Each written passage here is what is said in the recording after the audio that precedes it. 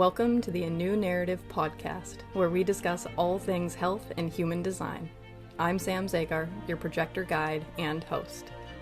This is a show about deconditioning. My goal is to confront our conditioned, not self narratives so that we can write them anew through the lens of our true selves.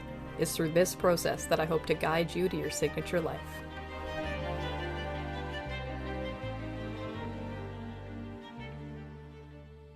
Okay, welcome back. I have one of the coolest chicks I've met this year here. You probably heard me talk about her a little bit, but then you're like, who is she? What is she talking about? And Shyanne is one of these people where, like,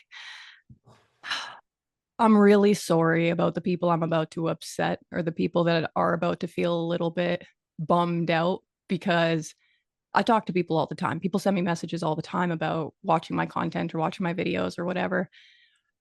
And I generally just kind of like acknowledge it and keep on going.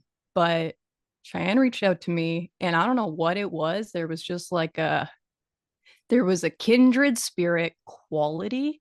And immediately I was like, I want to talk to you all the time. Like, I was like, I'm going to be creepy. I'm going to take someone who just approached me and I'm going to like put her in this weird best friend category, even though we've like never met her or anything like that. Like, we hopped on to, you got me onto Marco Polo. I will introduce you guys. This is a long introduction, okay? You got to get to know her the way I did. I was enamored with her right away. Obviously, she's gorgeous if you ever get to see her. We're not going to show you what we look right now because we're literally sweaty, hot messes, and it's going to get worse by the end of this episode. I'm in my underwear. She's a little scantily clad. You don't need to see this, right? We're showing up as ourselves. We're going to shoot the shit. I'll be honest, one of the things that made me really comfortable with you right off the bat was you're like, I don't want to do these 1 minute Instagram messages. Go on Marco Polo. Talk to me on this thing. And your first video was like you in your shorts and your tank top in your kitchen. You were sweaty. And I think you were like riffing on something, complaining on something. You didn't hold back at all. It was like there was no courtship in this friendship. We immediately were like COVID roommates, like there was yeah. Anyway, so we were really open with that's a big part. We were instantly really open with each other. She's another projector if you haven't figured that out yet. And I just wanted to keep talking to her over and over again. So I'm like, okay, you're coming on the podcast because you consistently do things where I'm like, oh, I want to talk about that. No, I want to talk about that. Okay, so let me actually properly introduce here. Shy is a 6'2" emotional projector. She's a channel of emoting. She's got multiple emotional channels, but I love emoting people. I seem to be addicted to emoting people. Love me an emoting emotional person.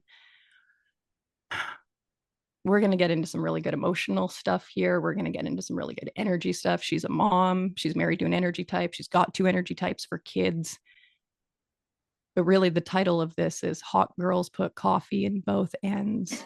That's an important part of this conversation. And I love that because, when I meet another chick and she wants to have a poop conversation, like right off the bat, I'm like, we're going to do great together. So hi, Shy. I'm so happy to be here. And I feel the same way. When I first started talking to you, it was just one of those relationships that flowed so easily. And I love that. I love that for both of us. One of the things that you said to me, and I know it may be hard for people to hear this if people know us personally already in this conversation, but one of the things we connected over is that we both identify as the friend that people always went to for advice. Mm-hmm. We're the friend in the group where people seem to consistently come to us for some type of solution, guidance, etc., and to realize that we're both projectors. That makes a ton of sense. Like, statistically, there's 1 projector for every 3 sacral beings. There's a really good chance in school, most of your friends were sacral beings. Like most of my friends were sacral beings. I'm dominated by sacral beings all the time. So when I find another projector, I'm kind of like, there's an understanding about like the role that you've consistently played, whether in your social circle or your family or and we do tend to want to have like deeper, complex, I don't want to call them higher level. I don't know if that's right, but we tend to have like pretty intricate conversations. We go really deep, really fast, and we like to talk about very complex topics. Yeah. You already work with very complex information, and my understanding is that you're predominantly in the area of nutrition, but like you globbed onto human design very quickly. It's been really easy to talk to you about human design stuff. You grasp complex things very, very quickly. Mhm. I'm like, I just want you to like, I know that you have the ability to speak well of yourself, speak highly of yourself. I really like that. I admire that about you. So I'm like, I actually just kind of want to turn it to you to be like, yeah, I am fucking awesome. People come to me all the time for advice, and I am really intelligent. And I think the reason it was easy for me to grab onto human design as quickly as I could is because I like to do things efficiently. And when I find tools that allow me to, be more efficient in my life, whether it's my business or my interpersonal relationships, like, yeah, please tell me everything about that, especially when it came to my kids. I have a generator and a manifester, and understanding how to guide their energy types has been so helpful for me as a mom. And it's also been really helpful, like in my friendships. I have noticed that all of my close female friendships are projectors. And I think that there's really something to be said of that, because my generator friends, I love them, but it's very surface level. It's just like shit talking, and they don't have, I mean, like, to no fault of their own, they don't have that ability that we do to see the other person, which is why I think it was really easy for me and you to talk, because there was this level of like, I don't know you, but I do on a level. mm, Um, so I have found my relationships with projector women to be so much more satisfying, because there's just so much that's very near and dear to who we are as projectors that like you don't need to explain. And there's like a deep yeah, comfort in that. there's like a, even just like the sensitivity of what we are. Like we're the only type that is meant to take on and be conditioned by the other to the extreme level that we are. So, people all over the place will identify as like, oh, I'm sensitive or I'm empathic or I'm aware or I'm whatever. But like we literally carry people around in us and with us. Like they're, and like you said, to no fault of anybody's own, like there are limitations of each, there are limitations of each type. Yeah. Um, I've enjoyed watching you come to certain awarenesses in your life where I can tell that you are, I wouldn't necessarily call it like being gentle. I don't think you're necessarily like trying to be more gentle with yourself, but I think that human design has given you context around certain things where you're not as upset with yourself or thinking you're the problem. Like I can tell that you'll go into certain situations. Maybe an example is you're on a family outing, you know, it's it's like rather than get overwhelmed with a lot of different information, it's almost like I see you very quickly grab the mechanical answer to something and then kind of just either accept it or surrender to it or deal with it or move on. And I'm wondering, because there's a couple different things I want to acknowledge. Like you learning that you're an emotional authority is going to start a deconditioning process about how you feel about your own emotions. There's that. Oh, there's so many different things that I want to talk about. I can dive Like, into what it's been like as me for an emotional projector to, yeah, I'll touch on two things, the yeah. emotions and being a non-energy type. Mm-hmm. When you don't know that you're a projector, you're comparing yourselves to the energy types. And it's so easy for you to be like, I am lazy, I am undisciplined, I am stupid. Like those were my internal voices for as long as I can remember. And it did not help that I married a manifesting generator who was Indian. And so you also have a cultural component with you better make something of your life. And if you don't, you're worthless. So that relationship drilled in my, as you would call, as we call them, like, not self themes. So that was like an internal dialogue that I've struggled with my whole life. Never been good at school. I have never been good in a work environment. I've never been disciplined. I don't care. I don't care to perform. I don't care to work. I have never done well in settings where I was expected to perform. But because that is what culture deems as successful, I was like, oh, I just must be like, I'm just dumb. I just don't work super hard. So that internal dialogue led me to be very tired. I was Yeah. always tired. Uh, Not only physically tired, but just like mentally tired of the constant talking down to myself. Why can't you be more? Why can't you do more? And when I was pregnant with my second, I went to, she's a doula, but she like doubled as an energy worker. And I asked her that. I was like, can you read my energy and tell me if I'm lazy or I need to rest? Because I feel like I'm lazy. And she said, not only do you need to rest, you need deep rest. Your body is telling me that you need deep rest, and it's not a laziness issue. But that still wasn't enough for me. I mean, like it was a step in the right direction for me to be like, oh, rest is good and rest is important, and I need to have a better relationship with it. But then when I came across human design, it was almost like the final nail on the coffin of like, I don't have to go back and forth with these internal dialogues anymore. Like, no, if I want to be creative, I have to rest. If I want to be successful, I have to rest. And so this year, I was really anticipating like doing more with my business and expanding and all of that stuff. I haven't done any of that. Not at all. I've been reading a lot of books. I have been doing whatever I feel like, which I'll get into that in a minute. But it was understanding my unique energy type that was fine. There was this final letting go of not only is it okay to rest, but it is so necessary for you if you want to be creative. And I have found that to be so true. Like the past couple of months, I have felt like I've been moving really slow, but all of a sudden, like I'm having all these ideas and all these insights and all these things that I've been focusing on just like coming out of my mouth like rapid fire. And it's because I learned how to rest.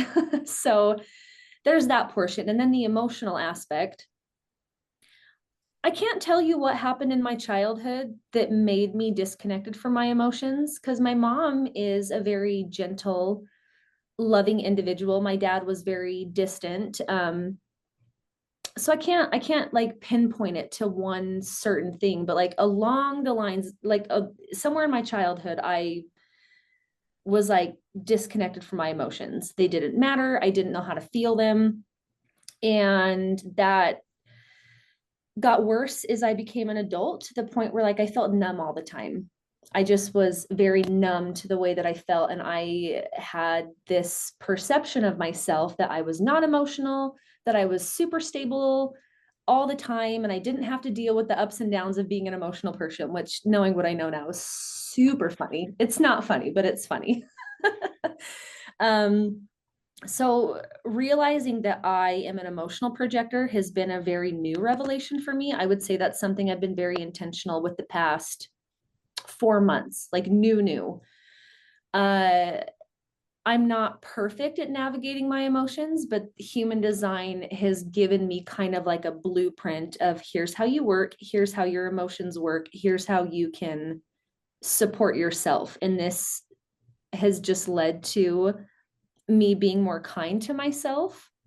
Those not self narratives that were so mean, they're just not there anymore. And it's nice. It's so, it's so nice. I was like, careful, man. They're just fucking sneaky. They're hiding behind a bush waiting for next year's circular, cyclical, whatever issue to come back around from a new perspective. Mm-hmm. Oh, there. Okay. So one of the things I want to acknowledge, if we're going to be in the emotional place for a minute, is the mood. Because, if you're okay, I'm not emotional. You don't have to ask me if I'm in the mood to do things because I'm ego based. It's much better to ask me, will I do something? Hey, Sam, will you do that? It's like either the will is there or the will is not there. And I can work with those mechanics. If you ask anybody, can you do that? That's a challenge of like either of energy or of like mental aptitude. Like, are you able to do that kind of? Do you want to do that is a whole nother question. But I was not ever raised to ask anybody if they were in the mood for certain things. And it's like weird to say, like, we're trained. I'm like, there's no we. I'm a singular person. I wasn't trained in any way. But with emotional people, there's encouragement from Rod to acknowledge the mood. So the question becomes, well, let's play with this. Are you in the mood? Are you in the mood? Just a contrast of what it is for us to have this podcast versus what it is for me, let's say, a pure sacral being. Probably would have booked their episode for the first available date on the calendar. We would have done it the first time. It probably would have been a short episode and it just would have happened. There wouldn't have been a discourse. Whereas you booked yours further in advance. You told me in advance that that day might not work for you. A couple days before that date, you're like, that date does not work for me. I'm not in the mood. I need to reschedule. This morning, I checked in with you yesterday to see if you were in the mood, although I thought it was a different day. Today, you asked if we were going to do audio or video because you weren't in the mood to wash your hair. And I'm like, I'm not in the mood to wear anything other than my underwear and hold on to an ice pack while we're recording this, right? Like we're going to make do with what we got going on, right? We're not performing unnecessarily for anything. We really only need our voices here. The question of are you in the mood? When I think about what that's actually asking, like how much more not only liberating, but luxurious does that question feel? I am still,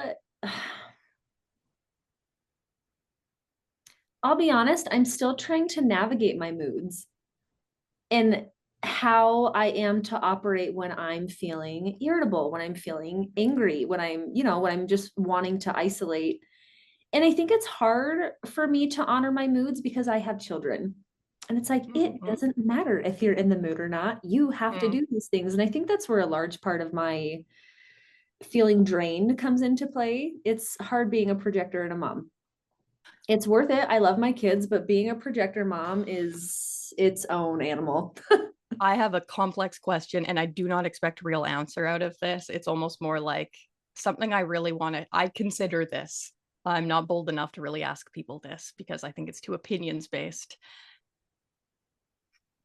When projectors or generators, when any mom, like it doesn't matter what you say, every type is like, well, this is why I struggle to be a parent. You know, the sacral being like, might be like, well, I don't have a response to that in that moment. I don't have energy for that either.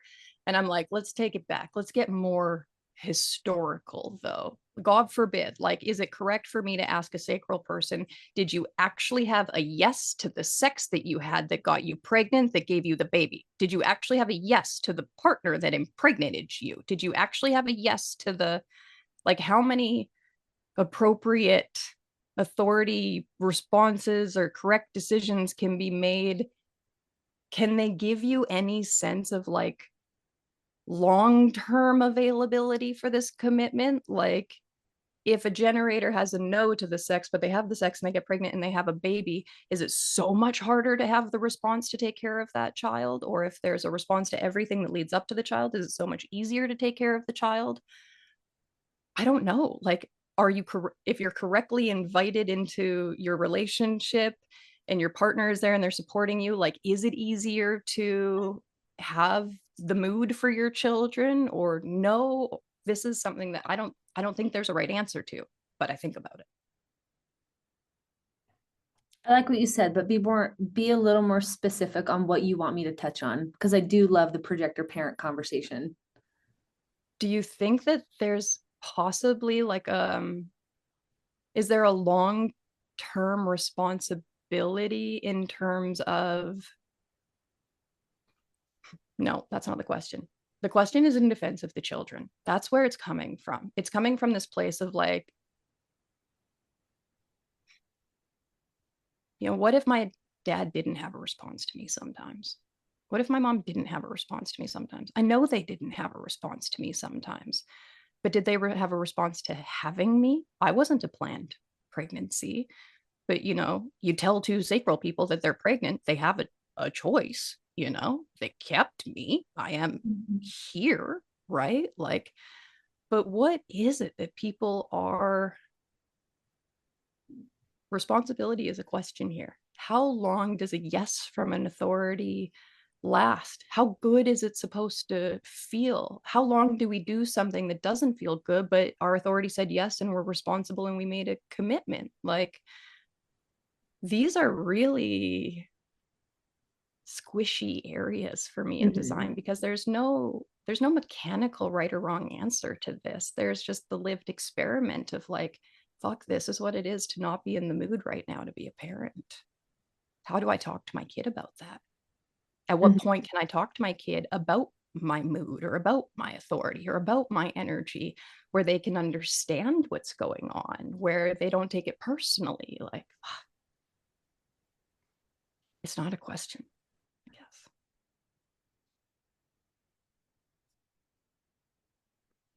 I actually do have pretty good communication with Oliver about my moods as I navigate them. So I'll tell him kindly, like, I can't talk anymore. I can't talk anymore. Can I set you up with something to do so I can go be alone? Um, that's been really, and you know, I've talked to a lot of parents that they were like, I didn't know that I could say that to my kid. I'm like, you can absolutely say that to your kid, and you should. You should. I don't even think it matters if you're a projector. No one freaking wants to talk all the time, and toddlers talk a lot. But it's hard to navigate because being a projector, but being an emotional projector, I'm usually not in the mood, if I'm being completely honest. I want to be alone a lot. I want it to be quiet, but I'm in a 2-bedroom apartment with 2 kids. Like, I don't have that luxury. So I'm trying to be very open with the way that I feel, in hopes that it will also help them to validate their own emotions. And I think that kind of helps me to heal my inner child, because, like, no one taught me how to navigate my emotions, but I'm going to show you in a healthy way how I'm doing that. And then hopefully you'll be able to learn the same from me, especially with my youngest, Finney, because he's an emotional manifester. And I kind of think that he's like a gift from the universe of, you were not taught to navigate your emotions, but here you can teach someone else how to do that, and maybe in a sense that'll help heal you and your inner child. But yeah, to be honest, I'm usually not in the mood. But yeah. Okay, you gave me a couple of good things there. Then my brain was trying to do some math about how old everyone is, and then when you went through your Saturn return. But both of my parents are emotionally defined. I'm not. My big deconditioning over the last few years has been learning to understand that other people make emotions. That's their own internal body chemistry that does that. So if they're low and then 10 minutes later they're high, but I have not been around for that process, it's not appropriate for me to assume that I'm responsible for the high or that I'm responsible for the low. As a kid, I always thought if my parents were upset, it was my fault. I had done something wrong to upset them. They didn't know that they were emotionally defined. If my parents had had the ability to look at me and be like my mom, she's a crier, you know, she's had a lot of, I've seen my mom be very, very, very emotional, but we didn't have the understanding of the mechanics. If my mom had the ability to be very emotional and to look at me and say, this has nothing to do with you, this is how I feel. This is my chemistry. This is my feeling. If I'm crying, you didn't upset me. This is what's happening to me. You know, like, I am whatever, responsible for whatever it is. But nobody let me know that it wasn't my fault. People try and keep their emotions in because they think their emotions are a problem, but it's the assumption of responsibility that's the problem. It's the blame that's the problem, not the actual emotion. I can hold space for crazy emotions because I personally find them interesting, educational. Like, they're just, show me something different. Like, I'm not upset or afraid of them. I just want to know that you don't think it's my fault and you hate me for the how you feel right now. I just want to know that as a kid, you're not like, you're so annoying. I want you to be like, I'm so annoyed. I just need a break from everybody right now, including you, like, so I am like, be as emotional as you fucking can be. Your emotional son is going to have you. That was the role model thing that I was like, you're a 6'2". You're a conscious 6 line profile. When you went through Saturn return, you went on the roof and you became a role model. Your emotional son is how old? He is 18 months. Okay, so you went on the roof, became a role model, and literally became an emotional role model for your emotional child. That's perfect. I think all of these things are so cool. But like, I love how you can just be like, I can't talk. This is my regulation. This is what I need. It's not your fault. It's not that I don't want to talk to you. It's that I don't want to talk to anybody. Mommy needs quiet. That's it. That is something that I started to do with my oldest, because where he's you told me in our human design session that my first experiences my emotions very deeply. And where I do have big emotions, especially when I was postpartum, I was very, very dysregulated, and I know it impacted him. I have changed, like just like with what you were saying about how you take the responsibility off of them and put it on yourself. I started doing that with my oldest. I would say, it's not you. I am tired. If I ever had a moment where I lost my cool, I would always go and apologize and say, this has nothing to do with you. I'm so cranky. I am so tired. I am overwhelmed with having to deal with like both kids all day. So I'm very, very honest with him about how I feel. But I feel like I've done a good job taking the responsibility off of him. And I know that he feels safe with me because he talks shit. Like he's not afraid of me. He's even like, the other day he was leaving with Sebastian and he goes, Mom, we're getting out of here because I don't want to deal with your attitude. And I was like, I don't blame you. I don't blame you. Go have fun with your dad.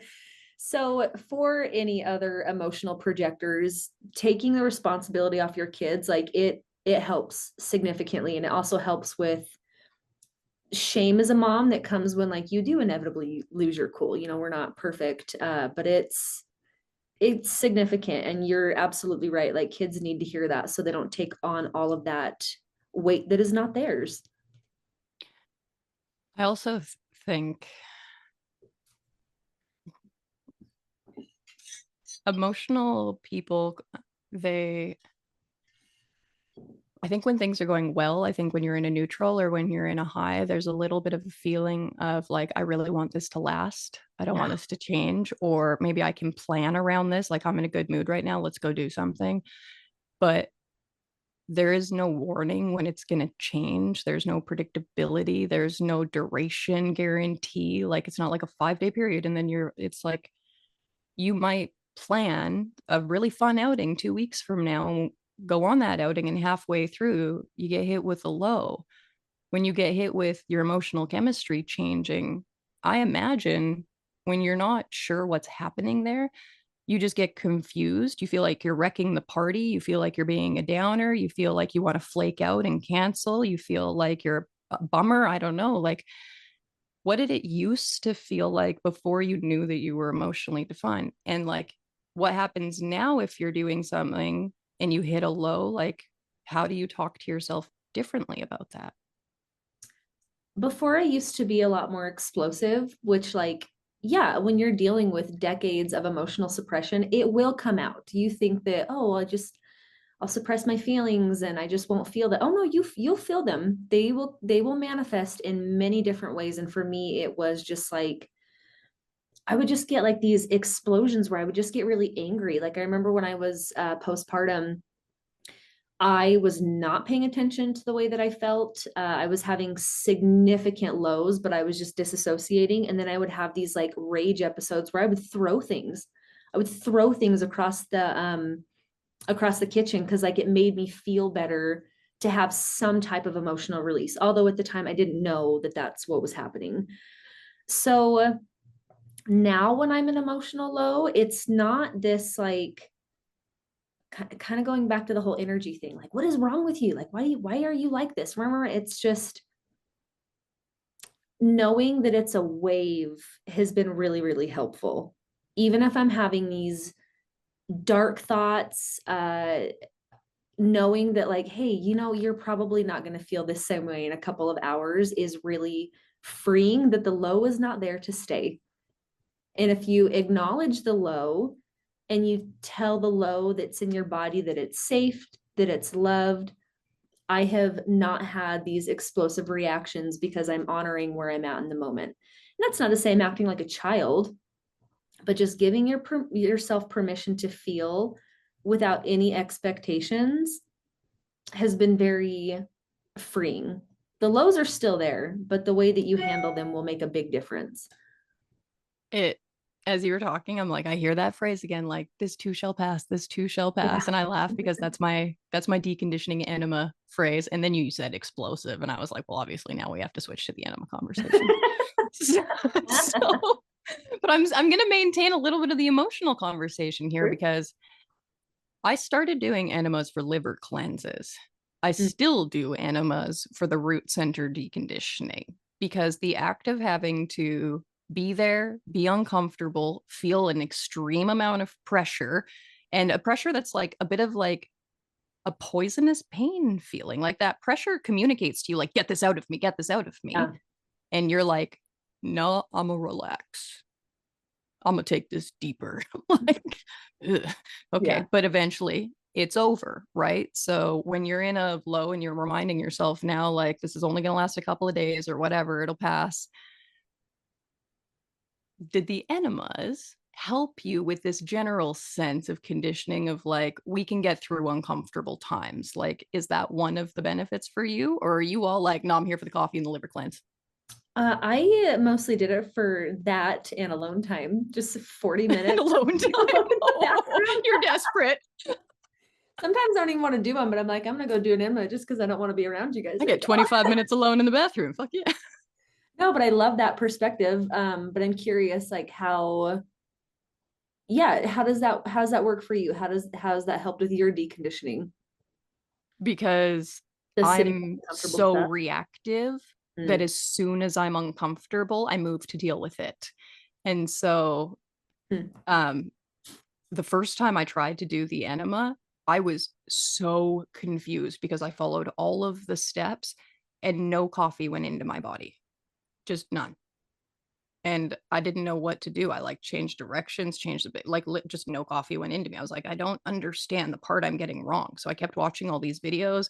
None of it made sense. I was like, I'm just going to take it out and go through this whole process again and just repeat everything I did and lay down and try it again. And it worked that time, which is such a third line joke, right? I basically did nothing different. Third didn't work the first time. But the sign for me is like the only thing that didn't work is that's literally how clenched I was, that there was just like there was no space. And so that was the first sign of like I hold my body like this. Like I have six-pack abs. I've had six-pack abs my whole life. It doesn't matter if I gain weight or anything anywhere else on my body. I'm always going to have six-pack abs because I clench. I'm someone who has been clenched my entire life. And so to relax in a way that is vulnerable and intimate and borderline gross, like if this goes wrong, this could be a disgusting, embarrassing mess. And Yeah. so there really is like, let's get as vulnerable and uncomfortable and dirty and honest with ourselves as we can.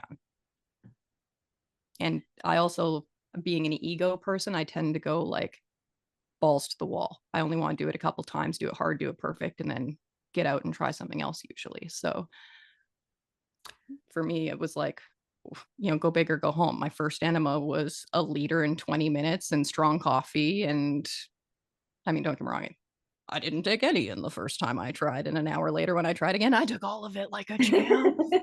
And I was so uncomfortable, right? But it's like, this too shall pass, this too shall pass. And Do for you feel that me, room? Oh, go ahead. oh, I was gonna say it's the poison feeling.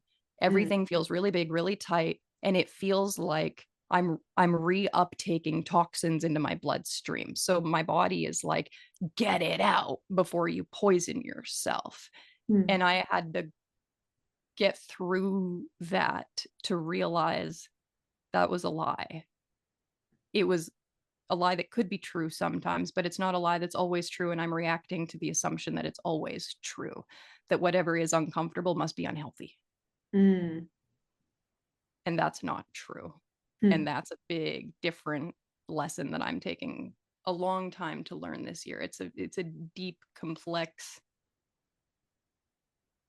awareness lesson. So when I do an enema, I feel this very light, like just like a freeing feeling in my abdomen. I feel so light and just I feel really, really good. Do you feel that same thing? And like After the or past, during? no, after. I was like, definitely not during. Uh, so like after that, because I feel a release, you're talking about like being really clenched, but I feel a huge release energetically in my stomach when I do them.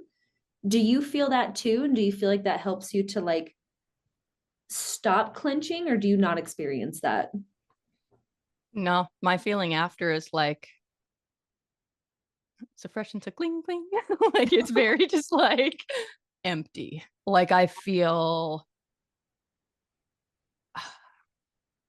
empty. Now I totally might just make up what I'm about to say because it sounds good and makes sense in my mind. But my only channel is a channel of surrender. It's gate 44 and gate 26. Gate 44 is the fear that the past will repeat itself. Mm. Oh God. And there's the osmotic regulator. There's a water regulator in half of my channel. The past will remove itself. Hmm. That's what it feels like. Like Hmm. if my only channel is this constant cleansing from the spleen of like remove the bad memories, the past will repeat itself, make the healthier choice moving forward. When I do an enema, it feels like such a like deep clean, like I'm bathing out all of like the cracks and folds and everything inside of me with Hmm. something that's fresh, something that's and it I feel like it's grabbing memories, like anything that stays inside me that is previously consumed is old, is decaying, is being processed, is dying, is like it's a sense of like personal renewal in that I'm able to start fresh. I'm Hmm. able to move forward. Like I actually feel like it removes like toxic feelings, toxic memories, toxic Yeah. experiences out of me. There's less old shit to hold on to. That's amazing. And emotional detox is physical detox. They go hand in hand. So where your intention is so clear, I think that that probably does help your body move the energy out, not just like the physical toxins, but gosh, that emotional and physical detox like really does go hand in hand. So I think that's incredible. I want to know a little bit about the hot girls thing because I get such a kick out of it. Where did it come from? Um, I like to be a little cheeky. Definitely provocative. You're emoting. You're Yeah. provocative. Yeah, it's like I don't like to stir up emotions in people because I like drama. Quite the opposite. I really don't. I really don't enjoy drama, but I do like to be provocative. And so the whole hot girls thing was like hot girls are girls that take care of themselves, that nourish their bodies, that are self-aware and they're doing the work. And like I do think that's hot girl shit. You ever seen a hot girl that wasn't self-aware and who was like freaking vegan and going to feminist protests and stuff? Like, I was like, there no, it is. I've literally You never bring, seen a hot girl doing that. I was like, there are defining, because I love when we use a word that's used so frequently. People really have their own association with it. Like, does hot imply like we're fucking sweating over here recording this? Does hot imply we're putting warm coffee in our bums? Does hot imply we're in the hot kitchen cooking all the time? Does hot imply we're physically attractive? Does hot say that like we got fiery tempers? We got I think hot in this sense is what is not attractive about a woman that takes care of herself. A woman that's doing the work, that is eating well, that is showing up for herself and her family, that is hot. That is so attractive. So I think that that's where that comes from. Is like mm-hmm, it is an attractive quality to engage in those things. mm-hmm. Okay. I got a couple more questions. One, I'm gonna go to our little notes document. I'm so glad that I Mhm. have this. Um, when you were just talking about the emotions, you're like, I like to be provocative. I don't necessarily like drama. One of the reasons that I like to talk to you is that I feel like lots of different topics of conversation could come up. And even if they're controversial, even if we had different opinions on them, I would want to have the conversation. I think it would be a very interesting conversation. I don't think it's an offensive conversation. You seem to really respect people that can have an intellectual debate without turning into whiny bitches, for lack of a better term. The people that automatically like jump to insult you because they don't know how to hold their own in a conversation. Mm-hmm. I don't even engage with that. I'm like, if you're so defensive with your opinion, that communicates to me that you're not secure with your opinion, and therefore, like, I don't really want to have this conversation with you because it's not worth my energy. Mm-hmm. But I like to engage with people that don't think the same way that I do. And it's not because I want to prove a point, but I am of the belief that you cannot have a well-rounded opinion if you cannot also convey the side that you don't agree with. So I like Okay. to hear other perspectives because I feel like it grounds me in where I'm standing with whatever the topic is. And Mm-hmm. I have a more well-rounded opinion. And that's something I actually really like about my husband. So he he's a lot more like closed off to information is where I'm a lot more open. So we get into squabbles where we and a lot of it is, like conspiratorial stuff, just the fun Jesus, conversation. Shyanne, let me finish the drink before you tell me how toxic it is for me. Oh my God. Poor guy, man. I'm always shooting down his dreams. But having conversations with him is a lot of fun because he can hold his own. He's very smart and he can counteract what I'm saying with different things, but like it makes for such a fun conversation because we're both very smart and we both know what we're talking about, but we don't get defensive and we don't make it personal. And I think that that's very fun. I just get a kick out of it.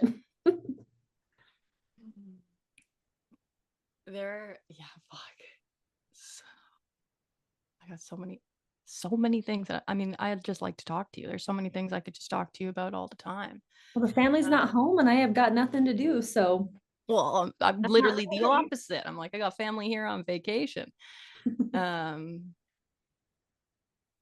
I do want to talk about Sebastian for a second because you've recognized this about him multiple times. You've even done it on the podcast already about how good he is at, I want to say, holding space for your emotions. But when people hear me say that, they might think like he's making you a cup of tea and sitting on the couch and being like, hey, baby, tell me about it, Whereas it might be more like, I got the kids, you can go do your own thing for a little bit. But like, you posted a cute little reel where you like hopped into bed with him and you guys were cuddling and you're like, this is regulation or whatever.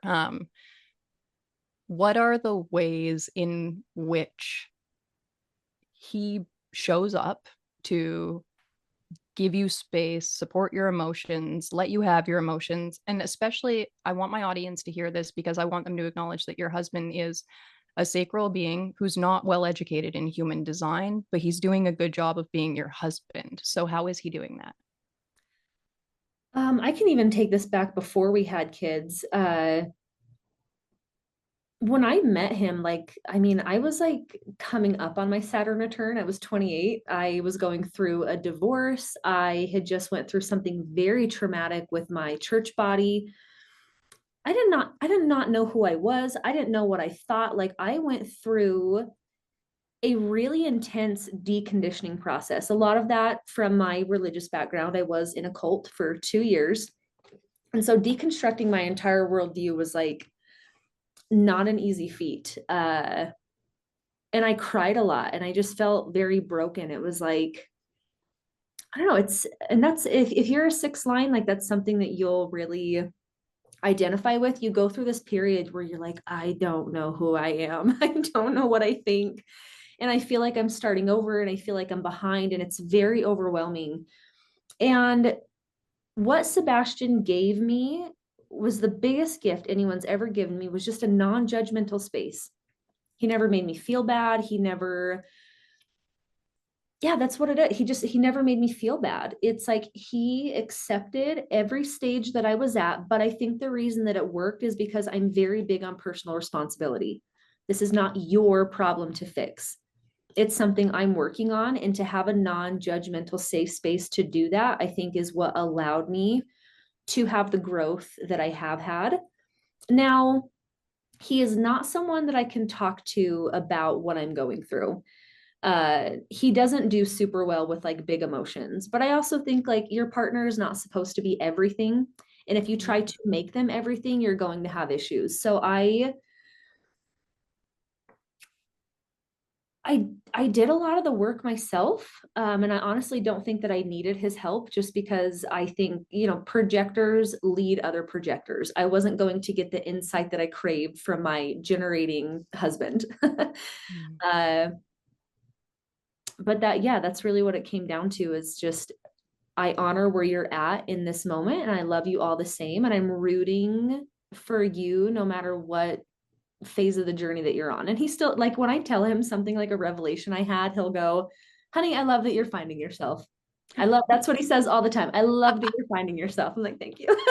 So yeah, that was a big deal. That was a big deal for me. Still is. I appreciate a lot of different things there because we acknowledge like where he does step up for you, but also where there's a limitation, but you don't make him wrong or inadequate for that. And okay, so like I had a brief stint with polyamory when I was with my ex-husband. I definitely believed the books that I read about like no singular person can or should be your everything. That's not healthy. And I did take that narrative and be like, so we need many partners to share our problems with or whatever, which also didn't work and that's not my style. Um, but where I really landed now in a much healthier place is I have, you know, the partner relationship, I have client relationships, and I have, you know, like my mom family relationship for chatty and that level. But there was a category of like really good female relationship that I needed. And it's funny, most of my friends say that they're like this as well. Maybe you were too. I was mostly friends with boys growing up. I've had a very hard time maintaining female relationships. I find them to be superficial or catty or competitive or basic, or they're just like, they just can't get anywhere with their lives. And I just got to hear these problems they're complaining about all the time, right? Like it's been very hard for me to have really good, close, personal, trusting, bonded relationships with other women. And there's a bit of a cool thing that in April, when I went to the island, I became very close. She was a client. Her name's Caitlin. We became very good friends. And I also connected with you at the same time. So I spent 2 weeks in April basically just talking to you and Caitlin. And for the first time in my life, I was talking more to two women that I respected who were interested in human design, who were moms, who have similar She experiences. a projector? She's a manifesting generator, but her partner is an emoting projector. Huh. So, and she's a third line, so she's got a few things in common, but she's very much like, honey, we need female relationships. Like, you need your girlfriends to relieve a sense of pressure and expectation in your relationships. Like, if you want a man in your life, you can't treat him like your best girlfriend. Mm-hmm. And I was like, say it fucking louder, Caitlin. I have found, I was very closed off to relationships because of my divorce and what happened with the church. And I just was like, I don't want to be friends with anyone. And I had such severe relational trauma that my mother, who can do no wrong, she is the kindest woman you've ever met. She came to visit in Colorado, and like I told her to get a hotel because like I was that stressed out from relationships. And I'm 4.5 years removed from that. I'm at the same place that you are, that I have found so much satisfaction in my female relationships. And I'm like, I did not know that I needed you. I didn't know that I needed to be seen on such a deep level. And it's healing. And it's something that, like, as much as I love Sebastian, he can't give that to me. And I don't want him to, because I love getting it from my girlfriends. Yep. I used to be really bad at like not prioritizing or maintaining female relationships when I got into a romantic relationship. Mhm. And now I'm quite the opposite. I'm like, see you later. Like, I need to go to the studio and have a girl chat. Like, I need to go have coffee with my mom one morning, coffee with Caitlin another morning. I'm going to have coffee with you another day, or have you on the episode, or Marco Mhm. Polo you, or whatever, because you just can't put all that pressure and expectation on one person. And especially as projectors, like, I need to be seen in so many different ways or I'm going to get bitter. And if we bring bitter into our relationship, especially when it's not our partner's fault, God, it's like planting, the poisonous little seed in the relationship. Yeah. Do you feel like, because okay, it's interesting with your manifesting generator relationship. Do you feel like she's able to see you on the level that you need? Because I've only really been getting close with like projector women, but I'm just curious how that dynamic works with her type. Caitlin threw me for a real loop, I'll be honest, because what she I always say it this way, and I don't mean to say it this way, but there's no other way to say it. What she did to me, it makes me sound like, you know, the victim or something. And I'll be honest, if you watch the scenario play out, you might have been like, get off her. But I was all for it. It was Yeah. amazing. We were in person at my mom's house and we were talking. And my voice was like this. My voice is up here. My voice isn't actually in me, and I'm avoiding eye contact. I'm being a fucking weirdo for whatever reason. I'm not comfortable in myself or whatever it was. And I've got Maven with me. I've got her daughter with us, who's a quad right reflector, 5 years old. And so the kids are around, they're hanging out, sunny, we're on the lawn, whatever. And Caitlin just looks at me in the middle of a conversation. She's like, can I do something to you? I'm like, yes. Like, I don't know what this is gonna yes. I don't know what this is gonna be. Lay down.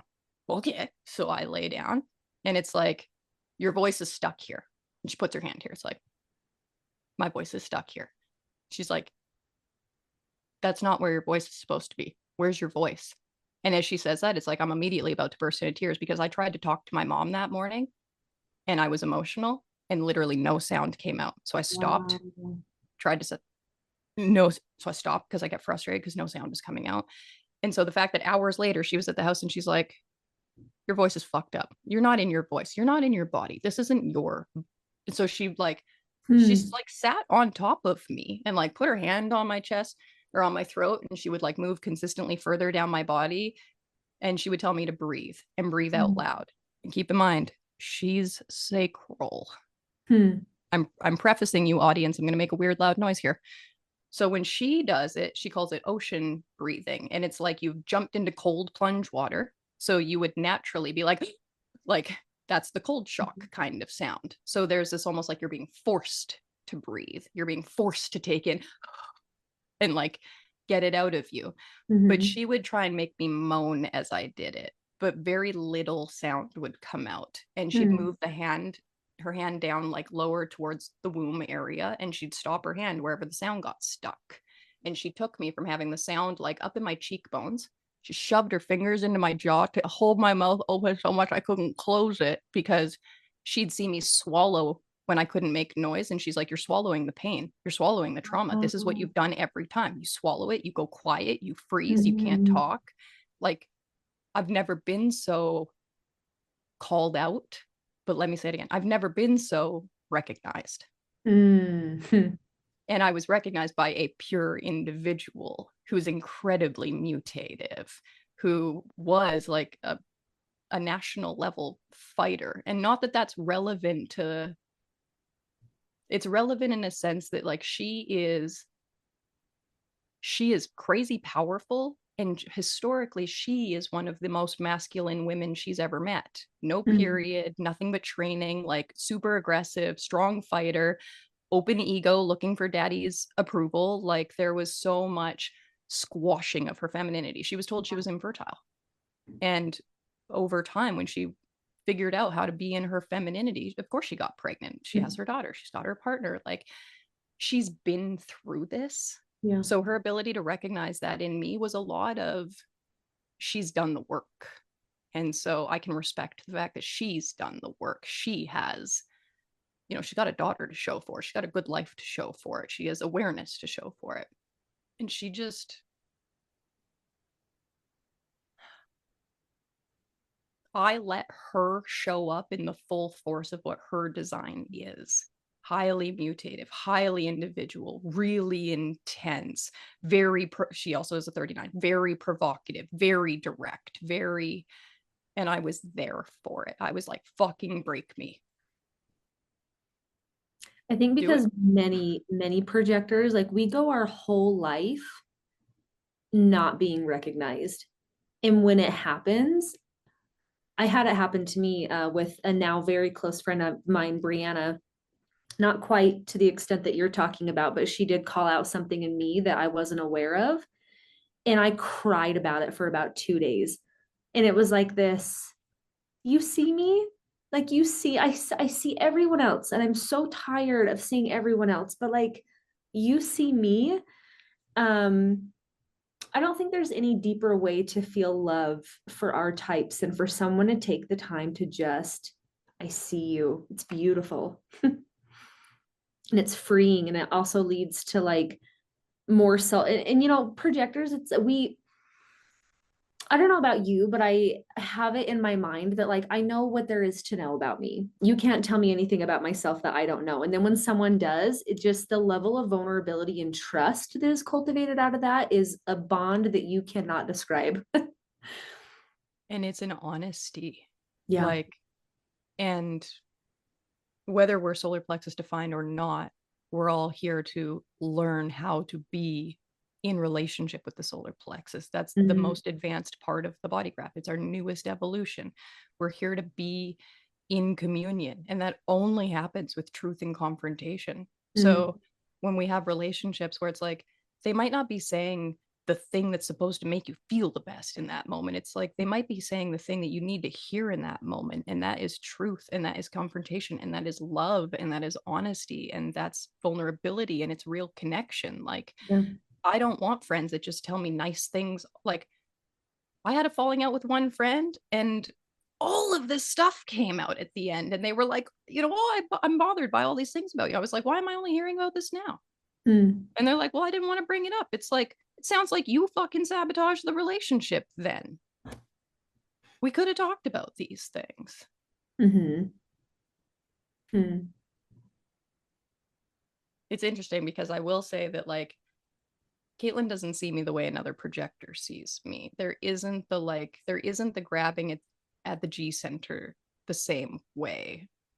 But she brought me the gift of what her design is. And Mm. she recognized that I was someone who needed that empower. She's need motivation. She's pure Yeah. empowerment. She recognized I needed that.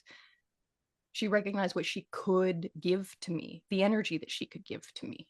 And like afterwards, I was fucking like knocked out. Whereas for her afterwards, she's like, I feel fortified, like Yeah. she feels in her power, in her role. Mm. But I often forget what it is that we do for people as projectors. I can, even at this point, I consistently have to remind myself, we're not here to do, we're here to see. We're not here to do, we're here to see. If I have to do something, I'm blind. If I'm still having to do something to get my success, I don't see something.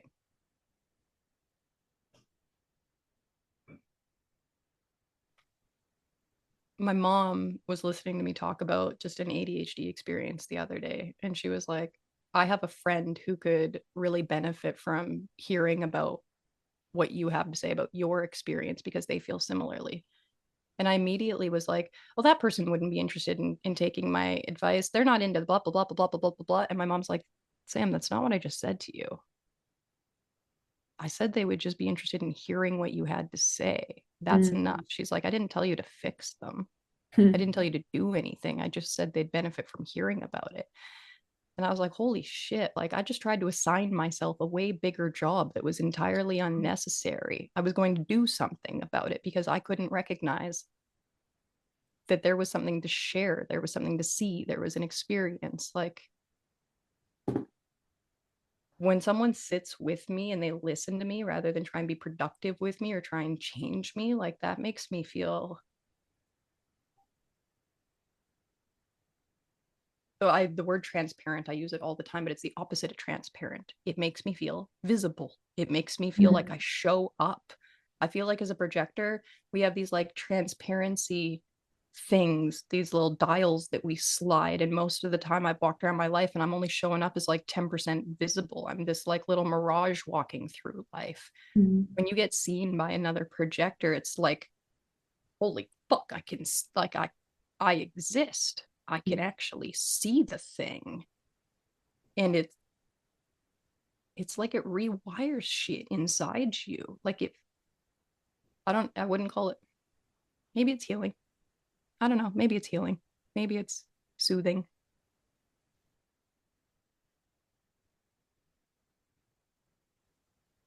It's so funny. This is exactly what I thought the episode would be. I was like, I know that this is going to be, well, free balling. You kick the ball back and forth a few times and you see what you end up landing on.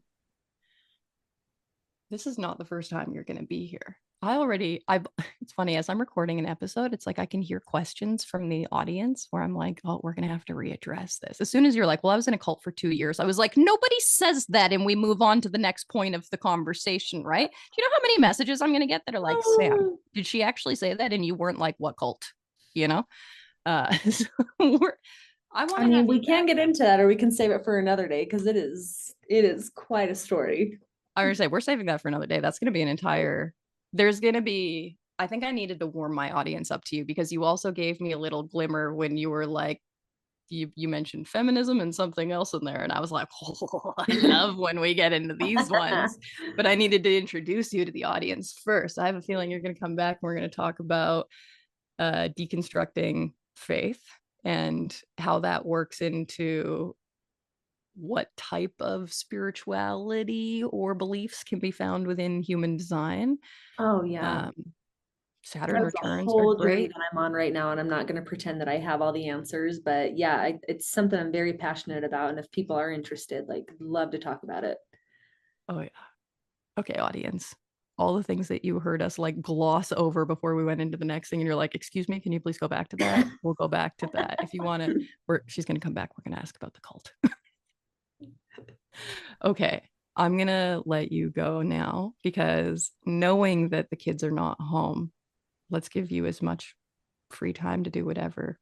What do you think you're going to do when you get off this without the kids? I'm going to go shower and it's going to be quiet and I'm going to be able to complete the entire process and it's going to make me so happy. Are you going to get like sidetracked? Are you going to like, if I have alone time and I'm in the bathroom, I'm like, I'm going to end up plucking my big toe hairs or something. You know? Like when you're a mom and you have alone time, it's almost like, what do I do? What do I do with this time? How do I make the most maximize all of it right now? Yeah. I'm going to And really, meditate. I'm going to call my mom. I'm going to friggin' paint my toenails. And literally 15 minutes goes by while you stand there and have a snack over the sink and you're like, I wasted so much quality time. For real. All right. Well, thanks for coming on. Yes, thank you so much for having me. And I look forward to being here again. And where can people reach out? If anybody wants to steal you as my new bestie, where can they find you? I am sensibly shy on Instagram. No underscores, no nothing. You can find me there. Are you just an Instagram? Yeah, I don't have anything else. Shit. Would you go on to another platform? I eventually do want to do YouTube, but I don't feel like I'm quite ready yet. But I do eventually want to make my way over there. Let me know when. I'll be happy to support that process. Yes, ma'am. All right. Thanks for listening, guys. We'll see you next time.